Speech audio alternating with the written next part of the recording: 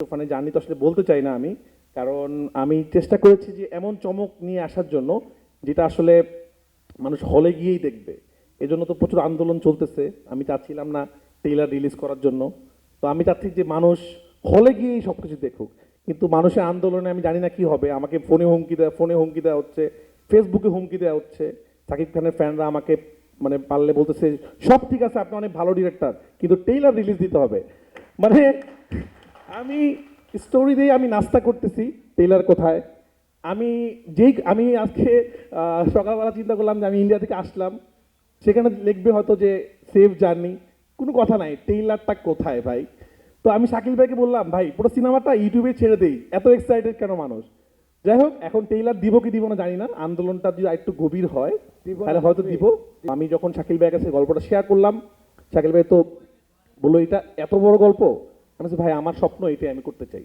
বললো ডান, তুমি করবা, এটাই হবে, আমরা এটাই করবো, বড় করে করবো। আমি বললাম এবার আরেকটা চাওয়া আছে, বাংলাদেশের সব থেকে বড় মানুষটাকে লাগবে। কারণ সব থেকে বড় জিনিস বানাতে হলে পৃথিবীর যেই দেশেই বানাইছে বড় বড় ছবি, সব থেকে বড় স্টার ছাড়া সেই ছবিটা হয় না, আসলে অসম্পূর্ণ থেকে যায়। আজকে সাকিব খান ছাড়া তুফান হতো না, অসম্পূর্ণ থাকতো। তা আমরা যখনই এক একটা তুফানের সিন লিখতেছিলাম, আমাদের একজনের কথাই মাথায় আসতেছিল যে সাকিব খান ছাড়া এটার কোনো বিকল্প নাই।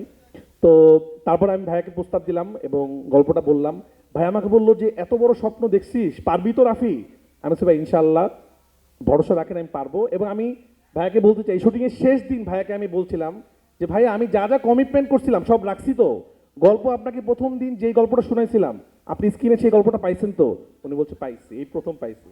তো আমি খুবই এটাই খুশি যে আমি আমার যাদেরকে প্রথম, আপনারা তো দেখবেন সিনেমাটা, আমি আমার জায়গা থেকে চেষ্টা করেছি জান দিয়ে ছবিটা বানানোর জন্য এবং বাংলাদেশের সব থেকে বেস্ট বেস্ট পার্সনগুলোকে নিয়ে আসার জন্য।